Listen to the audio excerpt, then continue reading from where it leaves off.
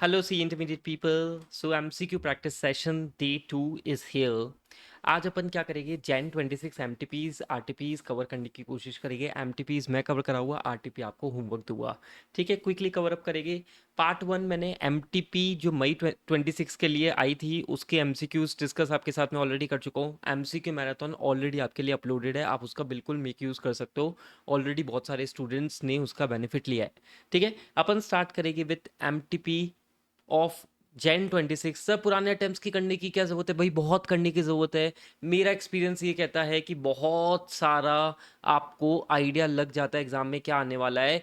पुराने अटेम्प्ट्स के देखो, करंट अटेम्प्ट के तो करना ही होता है, पर पुराने अटेम्प्ट्स के भी करने होते हैं, और अपन ये पूरी सीरीज में यही चीज़ें करेंगे। अच्छी खासी प्रैक्टिस आपकी हो जाएगी।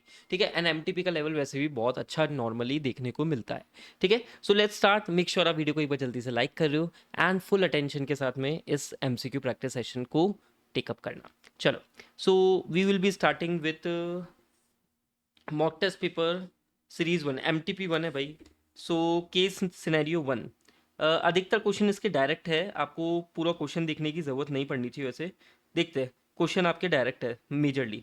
सो एज पर ऐसे 500 विच of the following best define audit evidence. तो एक ऑडिट एविडेंस की डेफिनेशन क्या होती है? Information contain in the accounting records और वो other information that authenticate accounting records, ये दोनों चीजें इसमें इंक्लूड होती है ना? तो अभी देख लो कौन सा है। Only information contain in the general ledger and general ledger and general entries. Only external confirmation receive from trade रिसीवल। नहीं सर, बहुत सारी चीजें होती है। The information used by auditor, see this, the information used by auditor in arriving at the conclusions on which audit opinion is based, जिसके basis पे आप conclusion draw करते हो। It also includes other information that authenticate accounting records. ठीक है, अच्छा अभी मैं इस क्वेश्चन को थोड़ा सा मॉडिफाई करूँ। बताओ, only information contain in the general laser, ये किसका पार्ट होता है?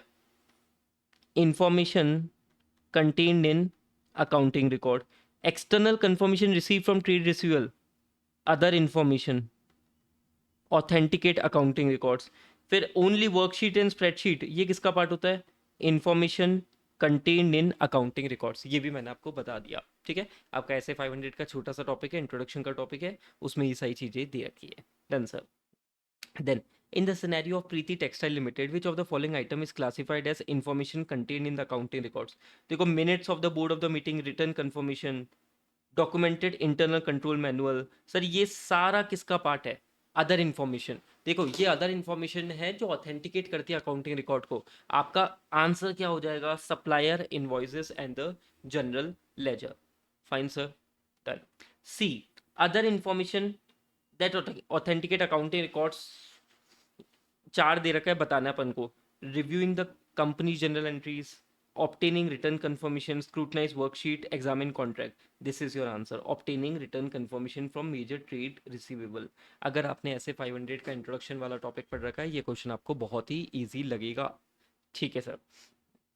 देन फोर्थ क्वेश्चन बोल रहा है, when the management of Preeti Textile Limited requested the auditor not to seek confirmation from certain overseas customers, the auditor most appropriate course of action should be। मतलब यहाँ पे क्या हुआ है कि अपन एक्सटर्नल कंफर्मेशन चाह रहे थे। केस स्टडी अपन ने पढ़ी नहीं है पूरी, है ना? ठीक है, पर management of Preeti textile limited बोलती कि नहीं सर, नहीं, मत मत करो सर। तो हमारा क्या एक्शन होना चाहिए? ऑब्वियसली हम उसके रीजंस को समझेंगे, इवेल्युएट करेंगे, फर्दर एक्शंस के बारे में सोचेंगे। ठीक है, तो देखते हैं चारों में से अप्रोप्रिएट देखते हैं, अगर नहीं निकलेगा तो फिर केस स्टडी पे जंप मारेंगे। Accept the request without further consideration, illogical. Refuse the request and qualify the audit report immediately, ऐसा नहीं होता है। ऐसे 505 के बेसिस पे अगर वो रिफ्यूज करता है तो आपके पूरे के पूरे स्टेप्स है, पूरे के पूरे स्टेप्स क्या है? आप मैनेजमेंट से इंक्वायर करते हो, उनके रीजंस की वैलिडिटी एंड रीजनेबलनेस को समझते हो। देन आप अपने रोमम को इवेल्यूएट करते हो, फर्दर ऑडिट प्रोसीजर को इवेल्यूएट करते हो, फ्रॉड के रिस्क को इवेल्यूएट करते हो। Then you go for performing alternative audit procedure. ऐसे ही नहीं सीधे मॉडिफिकेशन की बातें हो जाती है, नहीं होती है। ठीक है, तो 2 पॉइंट तो सीधे कट गए। Proceed with confirmation only for domestic customer, वाह, मतलब ठीक है, छोड़ो ना यार, डोमेस्टिक कस्टमर से कर लो, ऐसा नहीं चलेगा। एंड ये वाला रीजन देखो, evaluate whether valid ground exist for the request, पहला पॉइंट यही होता है आपके आंसर का। The auditor need to consider the time, nature, time and extent of it audit proceed including the degree of plan reliance on management representation. ऐसे 505 का topic है आपका, उस पर इंस्टीट्यूट ने अच्छा क्वेश्चन बनाया है, मतलब ईजी क्वेश्चन बनाया है ऑनेस्टली। ठीक है, done sir, done. Then which of the following audit verification procedure would be most appropriate for examining the director foreign traveler expenses? इसके बारे में एक बार पढ़ लेते हैं. हम्म. Hmm. While auditing travel expenses, the auditor observes several travel bills submitted by the director for foreign trips undertaken with family members. अच्छा, इन्होंने क्या करा, पर्सनल ड्राइवर, पर्सनल डायरेक्टर भाई साहब कहीं घूमने गए थे, उसको बिजनेस प्रमोशन एक्सपेंसेस में डाल दिया. गलत है. मतलब पर्सनल एक्सपेंडिचर बिजनेस में डाल दिया जो बिजनेस का एक्सपेंडिचर था ही नहीं. ठीक है सर. तो देखो यहाँ पे कौन सा मैच कर रहा है. Auditor should verify that all bills related to foreign travel should be in the name of the company and travel related to the business. This is your appropriate answer. ठीक है, ऑडिटर को ये verify करना ज़रूरी है. Is this clear to you? Is this clear to you? Easy. ठीक है, तो आपका केस स्टडी नंबर 1 हो चुका है बढ़िया तरीके से. अब आ जाओ case scenario number 2. Case scenario number 2 अच्छा है, इंपॉर्टेंट है. देखो, केस सिनेरियो नंबर 2 आपका स्पेसिफिकली गवर्नमेंट ऑडिट का टॉपिक है, जिसमें एक्सपेंडिचर ऑडिट एक टॉपिक है, प्रोप्राइटरी ऑडिट. ठीक है, उसका टॉपिक है. आपको ध्यान है प्रोप्राइटरी ऑडिट बेसिक चीज़ें होती है कि भाई आज पब्लिक का पैसा है, पब्लिक का पैसा इस तरीके से यूटिलाइज होना चाहिए कि एक भी पैसा इधर उधर का वेस्टेज नहीं होना चाहिए. मतलब पब्लिक का पैसा उस तरीके से खर्च होना चाहिए कि इंसान जो अपना पैसा खर्च करता है तो देखो सोच समझ के करता है ना, वैसे ही पब्लिक का पैसा खर्च होना चाहिए. मतलब ऐसा नहीं है कि अपने बेनिफिट के लिए उसको यूज़ कर रहे हो. अगर हाँ कोई नॉर्मल कोई कस्टम के अकॉर्डिंग कोई खर्चा है that is valid, but it should be very reasonable. That is the basic concept. इसके अलावा बहुत सारे पॉइंट्स थे, पर ठीक है मैंने आपको एक बेसिक ओवरव्यू दे दिया. अब मैं इसके पूरा आपको टॉपिक कराता हूँ. देखो, the case of department spending 10 lakh on decoration and gift represent which breach under the principle of financial proprietary. एक बार देख लेते हैं 10 लाख का क्या करा है इन्होंने भाई. While auditing a government department festival celebration expenses, the auditor noticed the department expend 10 lakh on decoration gift which appears excessive considering the scale of the event. मतलब छोटा मोटा प्रोग्राम हुआ होगा पर 10 लाख रुपए का इन्होंने खर्चा कर दिया. 10 लाख रुपए का खर्चा कर दिया तो मतलब यहाँ पे देखते हैं कि जरूरत से ज्यादा कर दिया. छोटा सा इवेंट था, 10 लाख रुपए का खर्चा कर दिया. Expenditure for the benefit of a particular section of the community, नहीं ऐसा कुछ नहीं दिख रहा. Expenditure prima facie more than the occasion demand, clear cut यही है, मार्क कर देते हैं इसको. ठीक है. The chief engineer sanction of repair work worth 12 lakh on his personal residential quarter, मतलब खुद के भाई खुद के घर के लिए यूज कर लिया. Using department fund violates which proprietary principle. तो यहाँ पे exercise of power for personal advantage, clear cut mark ही हो गया वैसे तो. ठीक है. फिर exercise not in conformity with the recognise policy resulting in profit of recipient, examine lacking documentary evidence. आपका clear cut examine of power for the personal advantage हो गया है. ठीक है. Then purchase of luxury office furniture when existing furniture was in usable condition. मतलब ये होता है ना यार, कभी कभी अपन क्या होता है कि पापा यार ये फ़ोन चाहिए यार, नया फ़ोन चाहिए, वो बोलते भाई ये चल तो रहा है, क्यों खर्चा कर रहा है. यहाँ पे भी ऐसा ही हुआ है कि वो फर्नीचर चल तो रहा था फिर भी लग्जरी ऑफिस फर्नीचर लगाया है. अब लग्जरी ऑफिस फर्नीचर लगाया तो बेसिकली क्या दिक्कत हुई है. रेगुलेटरी ऑडिट कंप्लायंस नहीं, रूल्स रेगुलेशन की कोई इशू नहीं थे. Control over documentary evidence, disciplinary control over subordinate, prudence expected in spending public money. This is the clear cut answer. ठीक है. देखो प्रोप्राइटरी ऑडिट सिंपल लॉजिक पे चलता है कि भाई पब्लिक का पैसा है ना इस तरीके से खर्च होना चाहिए कि तुम्हारा खुद का पैसा है. मतलब 1 रुपये तुम भी खुद ऐसे खर्च नहीं करते ना, वैसे ही पब्लिक का पैसा भी वेस्ट नहीं होना चाहिए. हाँ उसके कुछ एक्सेप्शन है, 4 एक्सेप्शन थे, वो डिस्क्रिप्टिव क्वेश्चन का पार्ट है आपका. ठीक है, बाकी एमसीक्यू ये आपका हो गया. Then spending 3 lakh on community welfare donation to a private housing society where several officials reside violates proprietary because. इन्होंने क्या करा, कोई कम्युनिटी वेलफेयर डोनेशन था, वो खर्चा करा. कहाँ पे खर्चा कर दिया, उस सोसाइटी में जहाँ पे ऑफिशियल रह रहे थे वहाँ. मतलब ऑब्वियसली ऑब्वियसली अभी भी आपने क्या कराया है, सही से काम नहीं करा है. एक तरीके से आपने अपना ही बेनिफिट यूज कर लिया है. ठीक है. So it is not sanction under the regulatory audit. It benefits a specific section of the community without policy backing. This is this is wrong. ऐसा नहीं होना चाहिए कि particular section of the community को आप स्पेसिफिकली बेनिफिट यहाँ पे दे रहे हो. It breaches lack of administrative expenses, lax internal control documentation, नहीं बी पार्ट है. ठीक है. आप ये पॉइंट कैसे पकड़ सकते हो, ऑब्वियसली एक बार प्रोप्राइटरी ऑडिट पढ़ा हुआ होता है ना, तो यहाँ पे वैसे भी यही प्रोप्राइटरी ऑडिट के ही सारे पॉइंट्स यहाँ पे एज इट इज आ रहे हैं. ठीक है. हाँ sir, this is your question number 9. Done sir. Then बात करते हैं सर केस सिनेरियो नंबर 3 की। केस सिनेरियो नंबर 3 की बात अपन करें तो पूरा क्वेश्चन पढ़ना पड़ेगा क्या? चलो ज़रूरत नहीं लग रही मेरे को। बताओ, which of the following best illustrate the concept of audit risk. अभी ऑडिट रिस्क क्या होता है? Financial statement are materially misstated, auditor भाई साहब अनमॉडिफाइड ओपिनियन दे देता है, सब कुछ ठीक है, सब कुछ ठीक है, गड़बड़ है ना भाई। यही ऑडिट रिस्क होती है। तो देख लेते हैं कि कौन सा बेस्ट रिप्रेजेंट कर रहा है। The risk that great point limited management intentionally booked fake expenses, this is fraud. The risk that auditor incorrectly classifies as expense as capital expenditure, ठीक है। Risk that CAR expresses an unmodified opinion when financial statement are materially misstated, क्या ये सी clear है? The risk that competitor shoes great point limited for patent, great point limited है कौन? अच्छा ये company है, ठीक है ना, ये तो उसकी बिजनेस रिस्क है यार।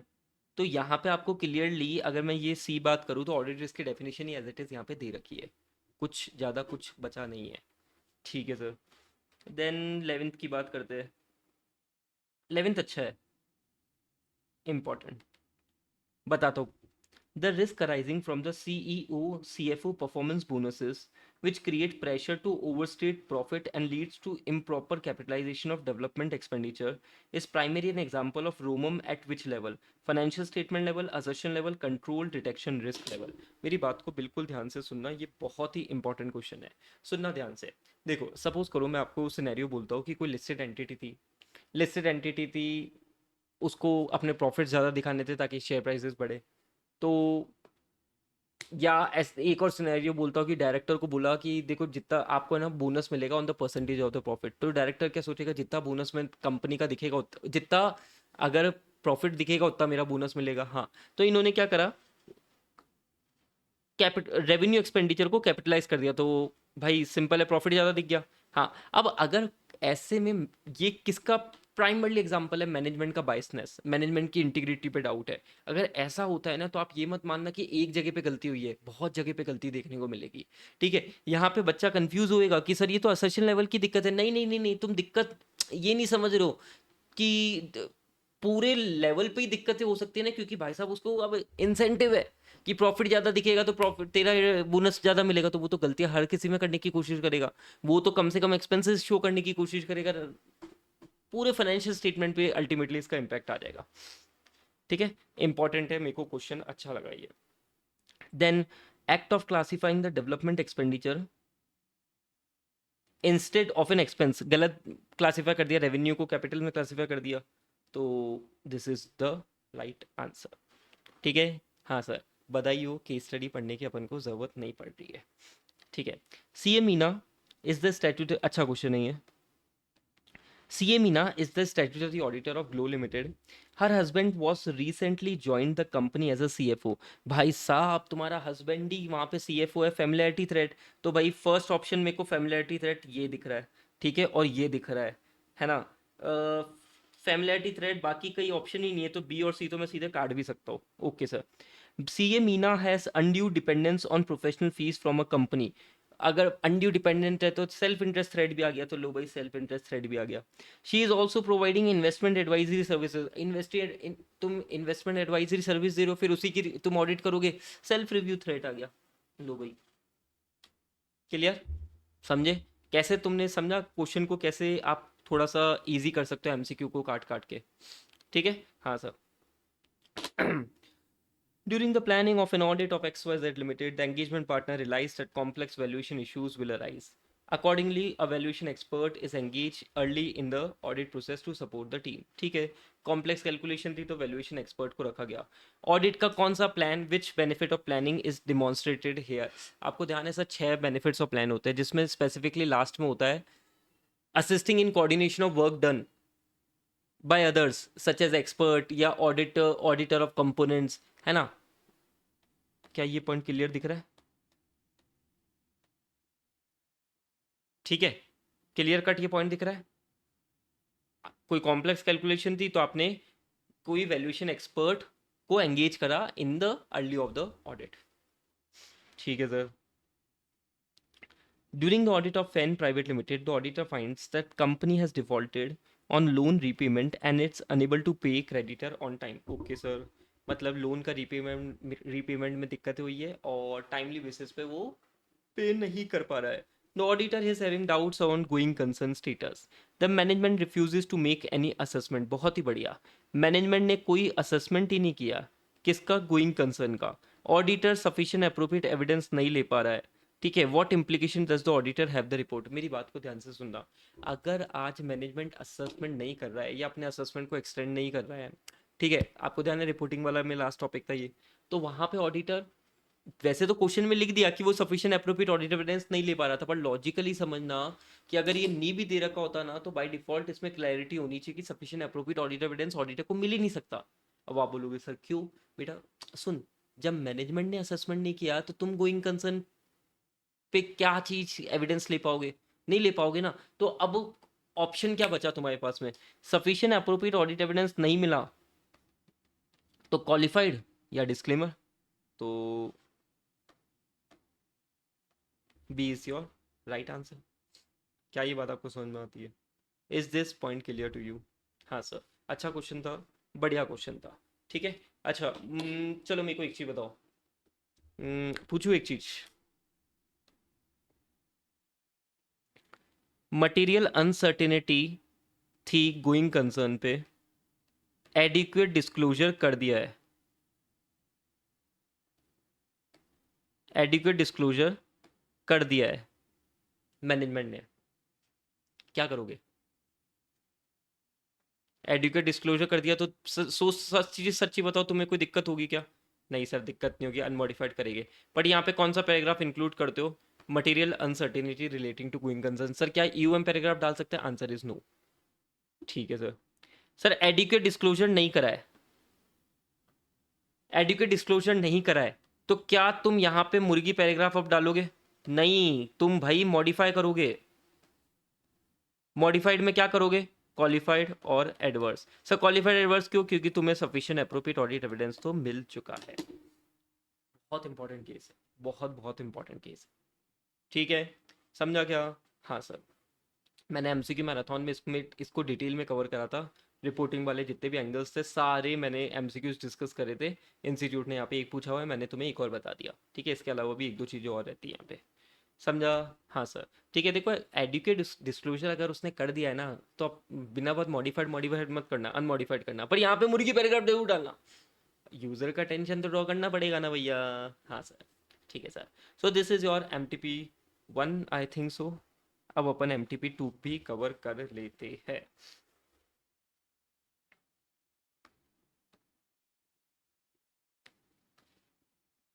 एम टी पी 2, चलो ठीक है. चलो, केस सिनेरियो नंबर 1. क्या हुआ है भाई, 22 23 23 24 25 नंबर ऑफ एम्प्लॉयज़ थोड़े बहुत ही बढ़े, पर यहाँ पे सैलरी ओहो हो भयंकर बढ़ गई है. ठीक है, ओवर टाइम आवर्स भी मोटा मोटी सेम ही चल रहे हैं, है ना, पर यहाँ पे सैलरी बहुत भयंकर लेवल पे बढ़ गई है. और आपने यहाँ पे क्या करा है, बेसिकली एनालिटिकल प्रोसीजर अप्लाई करा है ना. हाँ सर. अच्छा, यहाँ पे अगर अपन करंट ईयर को प्रीवियस ईयर से कंपेयर करते हैं, मुझे बता ही दो ना, मैं यहीं से निकाल लेता हूँ क्वेश्चंस. ट्रेंड एनालिसिस कर रहे हो आप, प्रीवियस ईयर को करंट ईयर को प्रीवियस ईयर से कंपेयर करो. You are doing what, trend analysis my dear people. ठीक है सर. सो सैलरी इंक्रीज इतना हुआ है, नंबर ऑफ एम्प्लॉयज़ ज़्यादा बढ़े नहीं है, ओवर टाइम आवर्स भी ज़्यादा नहीं बढ़ा है. HR record shows no major revision in pay scale, increase is not supported by production record. तो मतलब क्या मैं ये बोल सकता हूँ फेक एम्प्लॉय, मैंने फेक एम्प्लॉय का खर्चा हुआ है.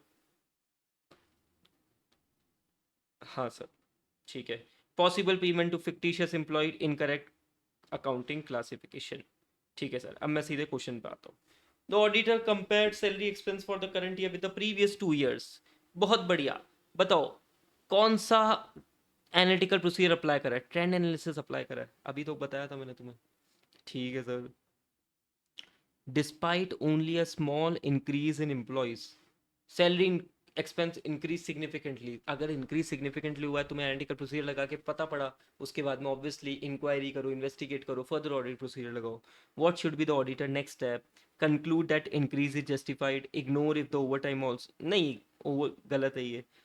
Perform further audit procedure to investigate the case, reduce audit work, नहीं. आपको दिख रहा है क्लियरली कि इतना सिग्निफिकेंट इंप्रूव हो गया है, तो इतना सिग्निफिकेंट इंक्रीज हुआ है, फेक एम्प्लॉयज की खुशबू आ रही है, तो ऑब्वियसली ऑब्वियसली अपने काम को थोड़ा सा बढ़ाओ भाई. ठीक है. Which of the following situation most strongly indicates a risk of fictitious employee based on trend analysis? Sales expense increase far more than employee count. यहीं से तो आपको आइडिया लगा था यार कि कुछ तो गड़बड़ है दया. मतलब यहाँ पे लोग भी ज्यादा नहीं बढ़े, ओवर टाइम आवर्स भी ज्यादा नहीं बढ़ा, बस सैलरी का खर्चा भयंकर बढ़ गया. ठीक है सर. देन फोर्थ, फोर्थ अच्छा है, फिफ्थ अच्छा है, इम्पोर्टेंट. इम्पोर्टेंट, मेरी बात को ध्यान से सुनना.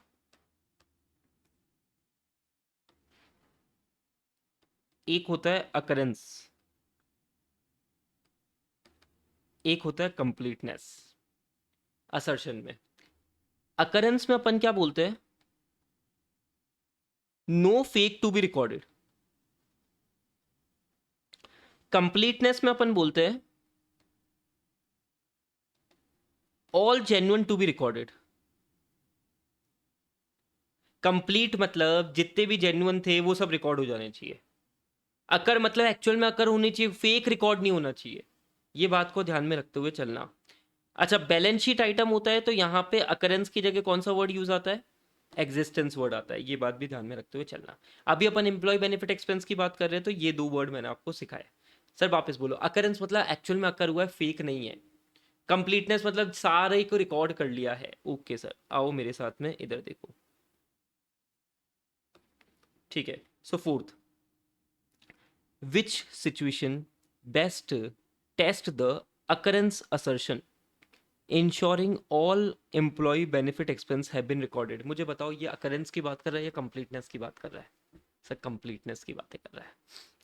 Matching payroll expense with a personal record to confirm no unauthorized personal were paid, मतलब कोई भी फेक पे नहीं हुआ है, क्या ये सीधे अकरेंस की बातें कर रहा है ना भाई? अकरेंस की बातें करें, मैंने तुम्हें इसलिए पहले मीनिंग बताया कि अकरेंस का मतलब क्या होता है, कुछ भी फेक रिकॉर्ड नहीं होना चाहिए. कंप्लीटनेस का मतलब जितने भी सर जेन्युइन है ना सबका रिकॉर्ड करो. ओहो ठीक है सर. देन कंप्लीटनेस की बातें करिए.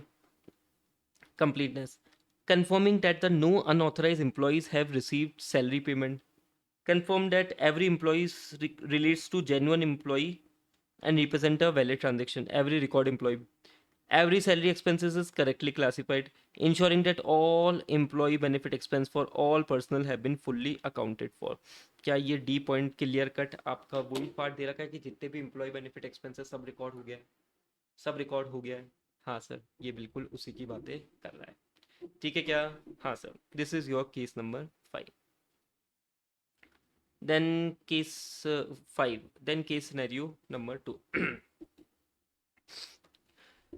So, Mina Leasing CO Limited is a non-banking leasing company that leases industrial machinery and consumer durables. Non-banking leasing company है. During the current year, अच्छा मतलब है ना, एक चीज मेरे को नोटिस हुई, ऑडिट ऑफ डिफरेंट एंटिटीज से इंस्टीट्यूट अभी क्या खेलने लग गया है थोड़ा सा, क्योंकि इंस्टीट्यूट को पता है ये चैप्टर थोड़ा बच्चे छोड़ देते हैं, है ना.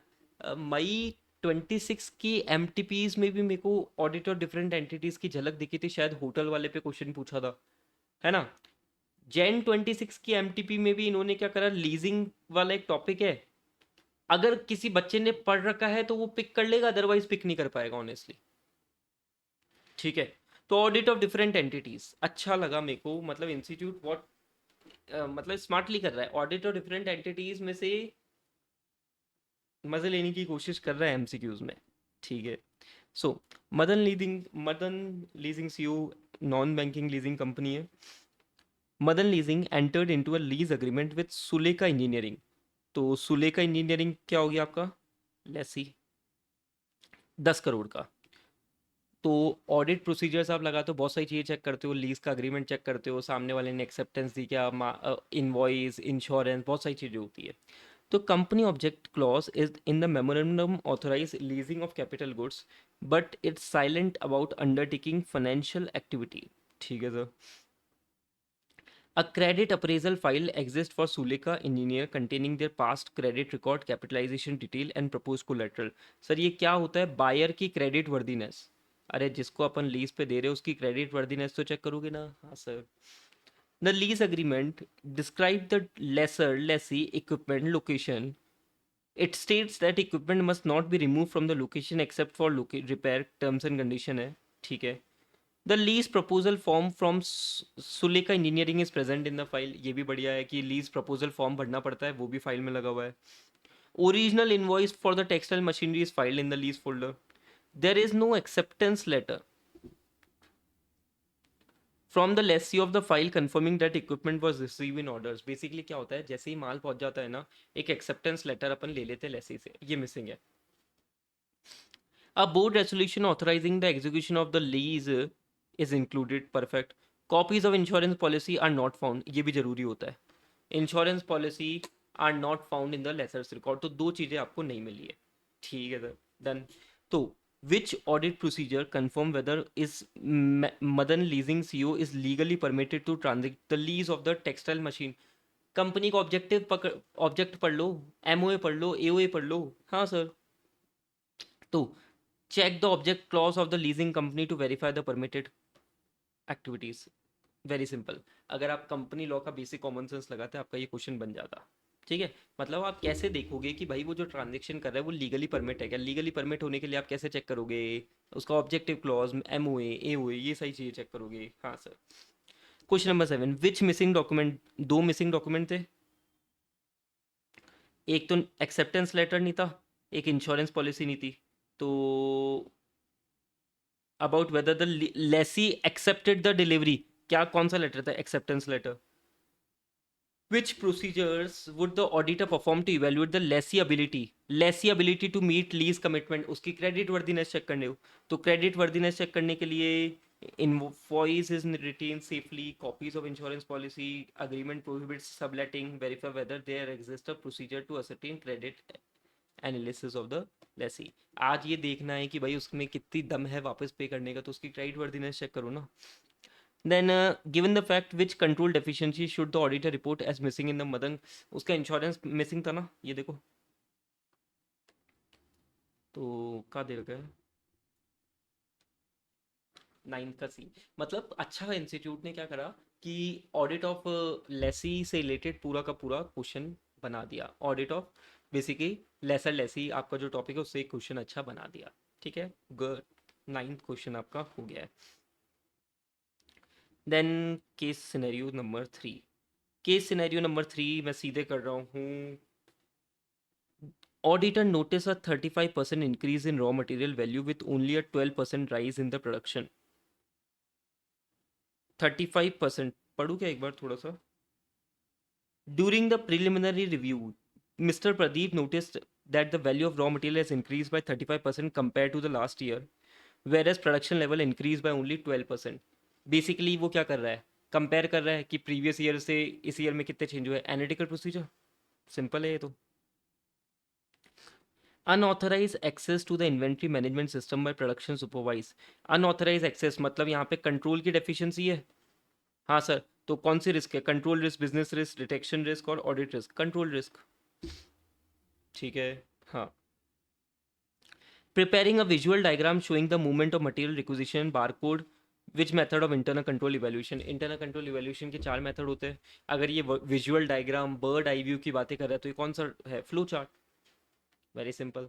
हाँ। ठीक है, बाकी ये होता है डिस्क्रिप्टिव,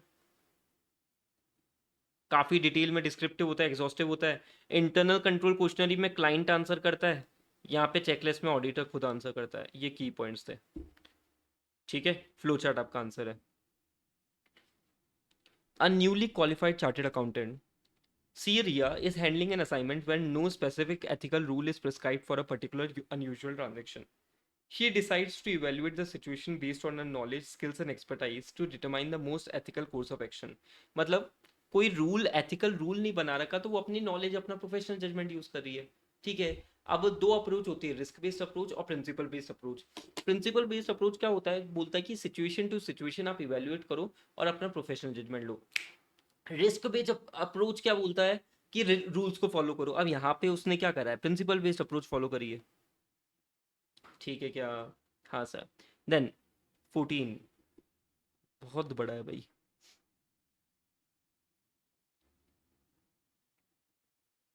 14 पूरा पढ़ना पड़ेगा। Audit firm RSTCO conducted the statutory auditor of Brewing Traders Limited.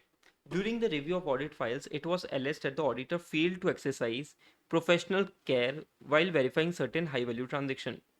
ठीक है। Also, Blue Wing Traders faced financial losses and management claimed that the auditor was negligent. Auditor को ये गलत ठहरा रहे हैं कि तुमने ऑडिट वॉडिट सही से नहीं करी है। अरे वैसे तुम लॉसेस में आए, उसका ऑडिटर का क्या लेना देना वैसे तो। However, during the proceedings, RSTCO produced a detailed audit program that has been prepared before the commencement. The program documented the steps, plan, nature, time, and responsibility, area of professional judgment, signed and approved by engagement partner. The auditor argued that this properly constructed audit program demonstrated the reasonable skills and care had been exercised throughout the audit. Which of the following best explain why the detailed audit program can help depend। क्योंकि देखो audit programme में क्या हुआ, आपके detail set of procedures हो गए, उस पर चेकलिस्ट हो गए, उस पर साइनिंग वाइनिंग हो जाती है। हाँ सर। तो देखते हैं। An audit program shift the entire responsibility for negligence to the client because it shows that auditor relied on management representation। नहीं, ऐसा कुछ नहीं है। मतलब ऐसा तो ना होता है कि अपनी रिस्पॉन्सिबिलिटी सीधे नेग्लिजेंस की क्लाइंट पे शिफ्ट हो गई।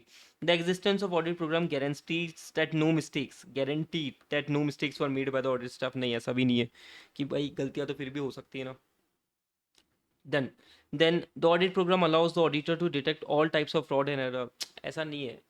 डिटेक्शन रिस्क होती नहीं है, क्या होती है ना, सैम्पलिंग बेसिस पर ऑडिट करते हो आप।